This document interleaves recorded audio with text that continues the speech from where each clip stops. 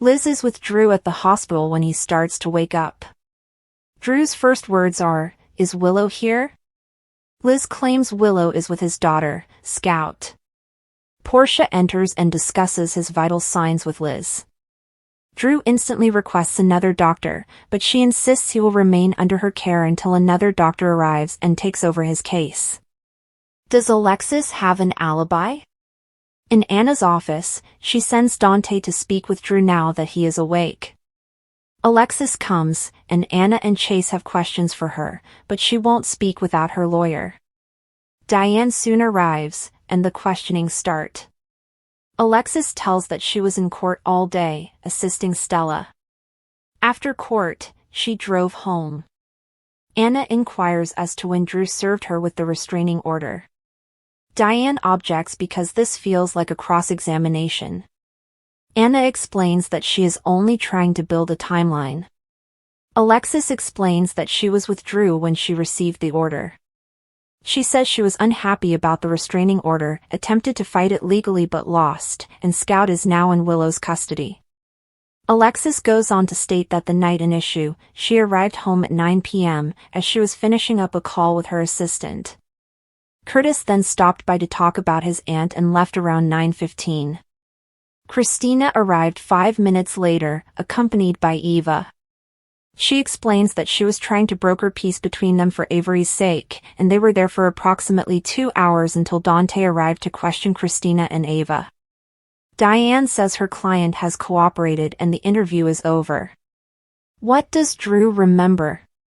Dante arrives in the hospital to visit Drew.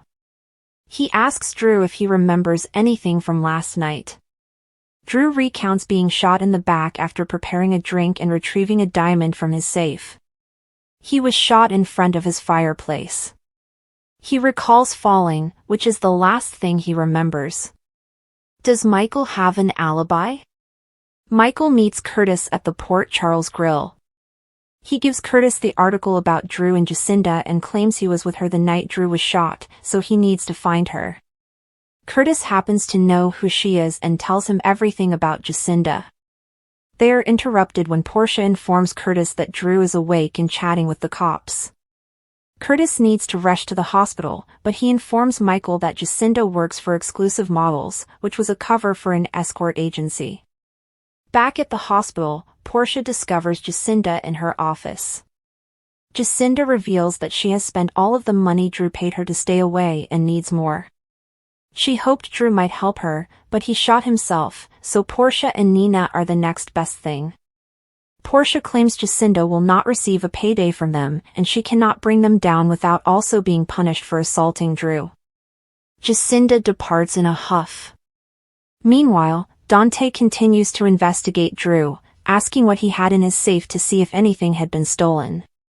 Drew claims there is classified material in there, and the PCPD does not have permission to search his belongings despite knowing there was evidence against Portia. Dante inquires as to who might have a motivation to attack him, and Drew immediately names Michael. Dante exits and runs into Curtis in the hallway. Dante inquires whether he has seen Michael, and Curtis responds that they were just in the Port Charles Grill. Dante takes off. Later, Jacinda arrives at the Port Charles Grill to meet with her client, who turns out to be Michael. They introduce themselves to one another. What does Jack want from Lulu? Lulu and Charlotte visit Bobby's and discuss her sentence. Lulu also mentions that she has a meeting with Jack, so when he arrives, Charlotte should return home. Rocco arrives outside with Outback and takes a table. Jack walks by and greets the youngster before stepping inside to see his mother. As part of her punishment, Lulu sends Charlotte to take Outback home with Rocco and wash him. On her way out, Charlotte tells Jack that everyone deems him the hero and her father the villain, but she doesn't believe it. Lulu apologizes to Jack for Charlotte's attitude. Jack says that he has come because he needs her aid with Valentine. He explains that Valentine wishes to visit Charlotte in exchange for assisting the WSB. Lulu bans it. Jack excuses himself to take a call. He gets an update and asks the person to notify him when it's completed. Jack returns to Lulu and informs her that Charlotte, as Valentine's daughter, is valuable to many people, and that she and Lulu may want his assistance at some point. Meanwhile, Charlotte meets Rocco in Outback Outdoors and tells her brother about Brennan. She misses the independence she enjoyed while living overseas, and she misses her father the most. Who makes it out of the 5 Poppies alive? Britt tells Pascal that she is the only one who knows about this research, so quit playing games and remove the bomb from her ankle. She refuses to think the big boss would want her killed, but she believes Pascal would, and he is acting independently. He tells her it doesn't matter because she's dead, and he walks away. In the other room, Jason, Vaughn, and Joss eliminate all of the guards. Jason is quick to comment on Joss' actions, which she must have learnt from the WSB. Jason warns them that they may have difficulty getting out.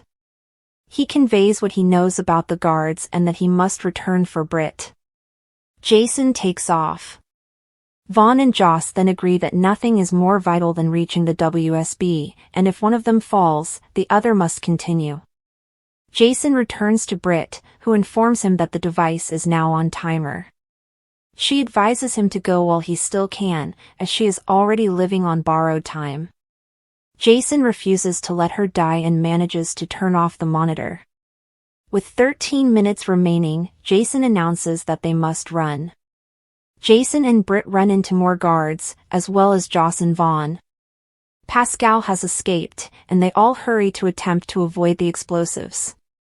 In the show's final moments at Bobby's, Lulu asks Jack, "So what, if I don't take Charlotte to see Valentine, you won't protect her?"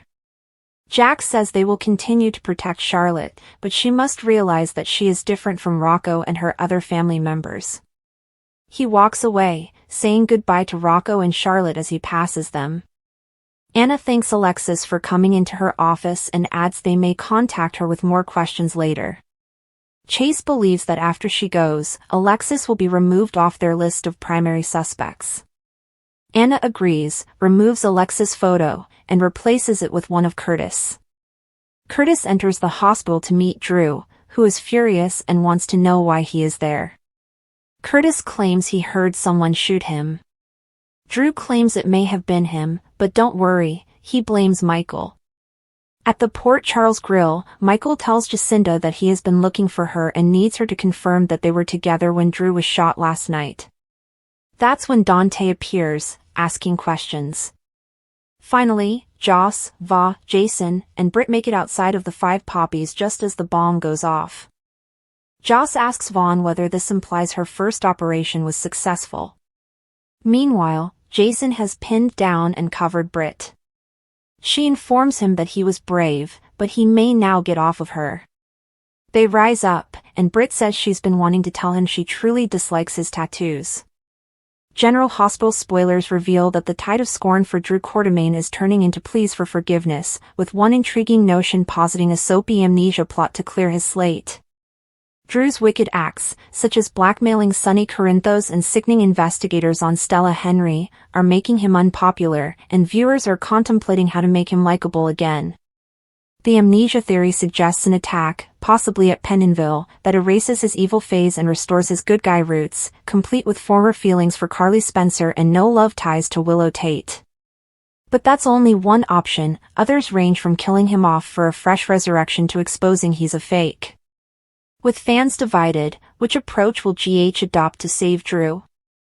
The amnesia reset, is Drew's slate clean? One popular hypothesis explains Drew's salvation through traditional soap amnesia. After a terrible assault lands him in Pentonville, he awakens as his previous self, having forgotten his cruel streak. This wipe would rekindle his ties, such as seeing Curtis Ashford as his best friend and Michael Corinthos as a trustworthy business partner, while also ending his fixation with Willow. It allows for genuine reunions and personal progress, but it also presents obstacles when others recall his wrongdoings. This path keeps Drew in play, allowing him to ponder and adjust naturally, potentially earning back admirers who are tired of his power-hungry methods. GH spoilers tease kill-off and resurrection. Will a new Drew emerge? Another fan favorite spin, killed Drew off dramatically, only to resurrect him later with a new persona, similar to Roger Howarth's various character switches. This death could be the result of his opponent's retaliation, providing Port Charles a break from his plans. Drew may return with a new perspective, may be humbled by his near-death experience, or as a new character combining his characteristics with innovative elements. This bold decision resets fan perceptions, allowing him to explore his Navy SEAL past or familial ties without baggage, but it may alienate those who are invested in his present narrative. Imposter twist or Kim's return, heartwarming revelations? Dig deeper with an imposter disclosure. Perhaps the real Drew was mind-mapped again in Pentonville, indoctrinated into villainy, which explains his heel shift. Unmasking this could redeem him by a heroic unmasking and restore his integrity. Alternatively, Kim Nero's return with her son, Julian Jerome's child but misidentified as Drew's, may soften his heart, rooting his power conflicts and familial purpose. All of these paths add depth, but fans still question whether any of them are sufficient to atone for his faults. Stay tuned for more GH updates and spoilers to discover out. Drew's eyes shot awake, the dawn light piercing through the drapes like a blade. His heart raced, not from the peaceful buzz of the world waking up, but from a fire in his chest, a tangle of ideas that had festered all night. Accusations. They swirled in his thoughts, sharp and jagged, like splinters he couldn't remove. He had no idea where they came from, but they were there, heavy and demanding, pointing fingers at everyone and everything. Cal, his roommate, was haughty and made late-night phone calls. The barista at the corner coffee shop who seemed to know far too much about his schedule. Even his sister, Lila, had not contacted in weeks. Drew's head was a courtroom, and he was the judge, jury, and executioner, convicting everyone without proof. He swung his legs over the edge of the bed, the chilly floor pinching his feet. The flat was extremely silent, as if every creak and whisper were amplified. He checked his phone, 6:47 a.m. No messages or missed calls. Only the blank screen stared back at him, mocking his anxiety. He rubbed his temples, attempting to put together the events of last night. The Five Poppies, a seedy bar on 4th Street, had been full. Too crowded. The air was thick with sweat, cheap beer, and something else, something electric, as if the entire place was a powder keg ready to be ignited. He'd gone with Cal and possibly Lila, but the details were unclear. He recalls laughing, then shouting, then nothing. A gap in his memory, a void where answers should have existed. Drew put on a hoodie and stumbled into the kitchen, the allegations still gnawing at him. Cal was there, sitting on the counter, sipping coffee as if nothing else mattered. "Morning," Cal murmured, scarcely looking up from his phone. Drew's jaw stiffened. Was it a smirk? Was Cal hiding something? The way he scrolled through his phone was so nonchalant and intentional that it felt like a performance. Drew poured himself a glass of water while his hands shook slightly. He wanted to inquire, demand answers, but the words stayed in his throat. What exactly was he accusing Cal of? The thoughts were present, but they were formless, like smoke slipping through his fingers. The television in the living room flickered on, a news anchor's voice breaking through the silence. Breaking news from downtown, the Five Poppies, a local bar, was the scene of a massive explosion last night. Drew froze, his glass halfway to his lips. Explosion? His thoughts raced, attempting to piece together the bits. He had been there. He remembered the crowd, the loudness, and the heat. But, an explosion? He turned to the television, which displayed flames licking the sky and the bar reduced to rubble. The anchor's voice continued on, calm and detached. Authorities are probing the cause. There were no fatalities reported, but multiple injuries. Witnesses described a chaotic scene. Cal looked up, his countenance unreadable. Do you hear that? Isn't this crazy? We were just there. Drew's gut tightened. Cal's tone was too light and flippant. Was he playing dumb? Drew's allegations found their target, homing down on Cal like a rocket. He wanted to grab him, shake him, and demand to know everything he knew. But he did not. Instead, he nodded and murmured, "Yeah, crazy." His voice sounded hollow even to himself. The rest of the day unraveled. Drew left the apartment, his thoughts filled with questions. The streets were bustling with the usual city chaos, horns screaming, people shouting, the smell of exhaust and street food permeating the air. But everything seemed odd, as if the universe was skewed just a little too much. He strolled past the coffee shop, the barista staring up. Her gaze lingered a second too long, or perhaps he imagined it. Did she know something?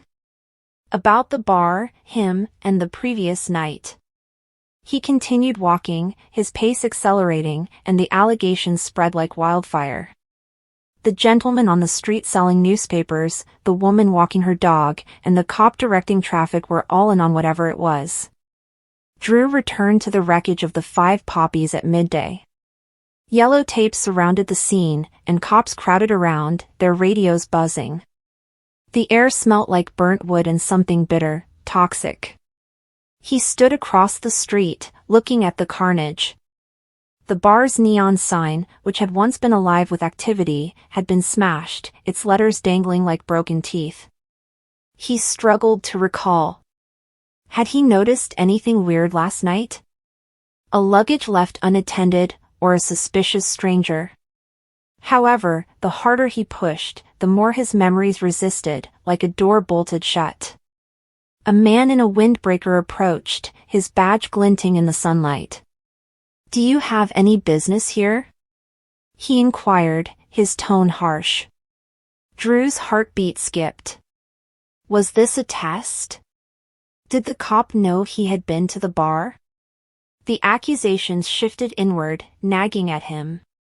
What if he had done something? What if he was the cause of the fire? He mumbled something about simply passing by and raced away, his heart pounding in his ears. Back in the flat, Lila was lounging on the couch as if she owned the place. She looked up, her expression softening. "Are you okay? You look like you've seen a ghost," Drew wanted to yell. Why had she not called? Why was she here now, acting as if everything was normal? He sat across from her, hands locked into fists. "Were you at the 5 Poppies last night?" he inquired, his tone harsh. Lila frowned, puzzled. "No, I was at home." "Why?" Her response felt like a lie, or perhaps it was the truth, which was worse. Why did he believe she was involved in this if she wasn't there? The charges piled up, entangling him in a web from which he could not escape. He spent the afternoon pacing, checking his phone, and browsing news websites for updates on the explosion. The reports were ambiguous: potential gas leak, possible arson, no definitive explanations. Each piece increased his paranoia. He began messaging Cal, but deleted the texts before sending them. He called Lila and hung up when she answered. He was drowning in his own thoughts, each one a new condemnation, every recollection a possible clue. As night fell, Drew returned to the remains of the tavern, drawn like a moth to a flame. The cops had left, and the neighborhood was quieter, but the smell of ruin persisted. He slipped under the tape, his sneakers crunching against broken glass. He had no idea what he was looking for, all he knew was that he wanted something, anything, to make sense of the chaos in his thoughts. A sparkle drew his attention, half buried in the debris. He knelt and brushed away the ash to uncover a little metal canister about the size of a soda can. It was charred but unharmed, with weird inscriptions engraved on its side. His fingers trembled, the charges blaring loudly. Was this evidence? Was that his? Has he brought it here? He placed the canister into his pocket and fled to the shadows, his breathing shallow. Back at the apartment, he shut himself in his room, the canister sitting on his desk like a ticking bomb. He peered at it, his thoughts racing with possibilities. Perhaps it was nothing. Perhaps it was everything. The accusations did not care about evidence, they only wanted blood. Cal, Lila, the barista, and the cop, all of them were suspects, as was he. The 5 poppies were gone, as was any prospect of clarity. All he had was this canister, a sliver of a night he couldn't recall, and a mind full of accusations that wouldn't stop. Drew awoke the next morning with the same fire in his chest, and the same questions blazing brighter. He did not trust Cal, Lila, the news, or himself. The canister sat on his desk, silent yet full of innuendo. He avoided the kitchen and Cal's unavoidable coffee and casual remarks. Instead, he returned to the streets, the ruins, and the location where it all began.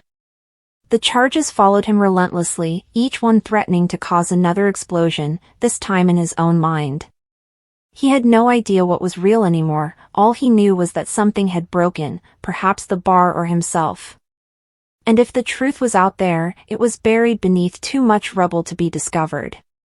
Drew's journey has been one of the most unpredictable and devastating in Port Charles, with deception, betrayal, and identity issues at its core.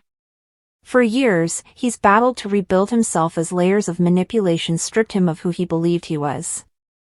Drew's life has been a never-ending maze since he first returned to town, maimed and memoryless, but the yearning for redemption has never left him completely. As the walls close in and secrets threaten to shatter every fragile link he has, Drew finds himself at a crossroads, one where his decisions will shape not just his future but also the lives of those closest to him. Drew returned to his family and friends' lives carrying the weight of someone else's past.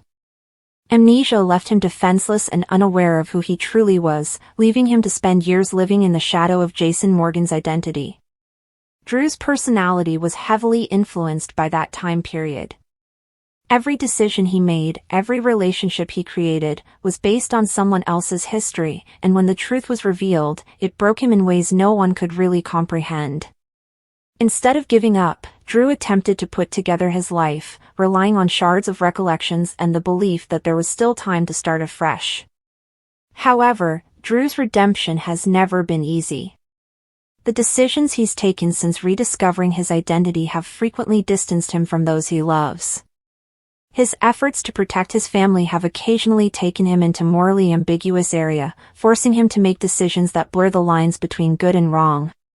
One of the most devastating examples has been his engagement in bargains and plans aimed at gaining control and power, actions that, in his eyes, were intended to protect Michael, Willow, and others, but have instead put them all in greater risk. Drew's need to keep the people he matter most has led him down dark pathways, forcing him to wonder what redemption even means when survival appears impossible without compromise.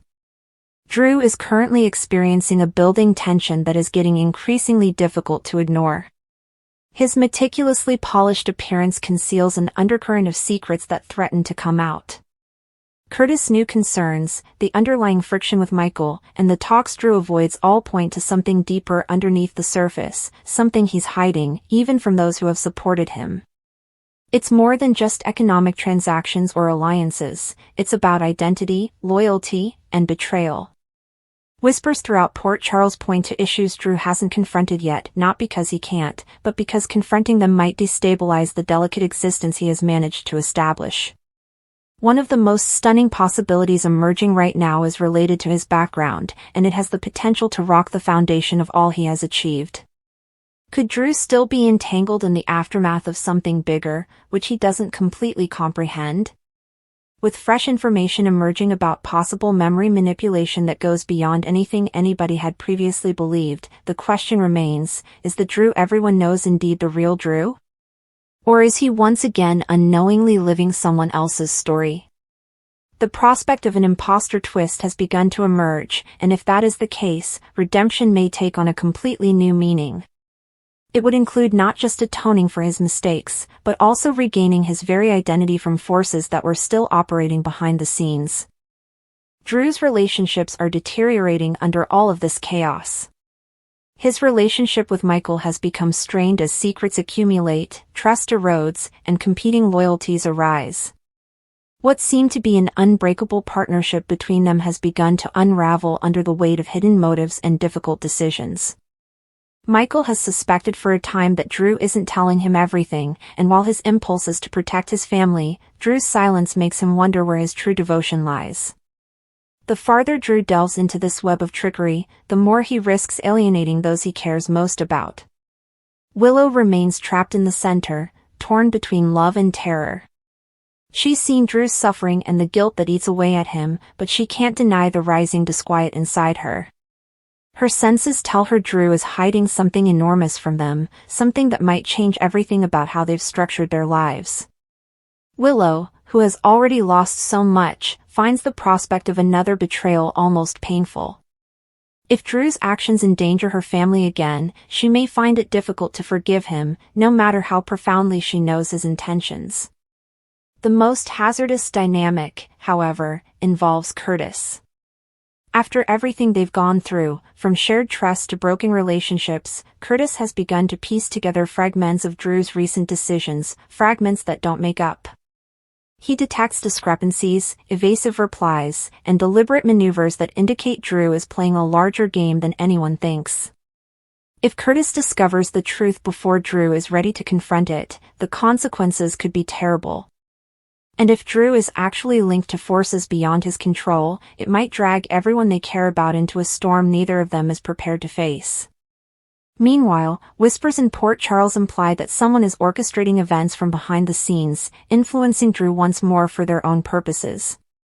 Old foes, long thought dead, may still have an impact on his life in ways no one has considered. There are clues of hidden characters, secret alliances, and plans to undermine what Drew has battled for.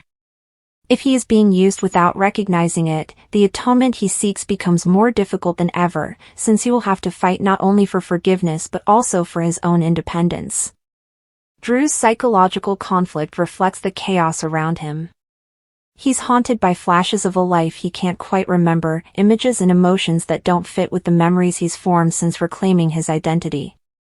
There are nights when he wakes up in a cold sweat, unsure whether the decisions he's made are genuinely his own or the result of programming he can't escape.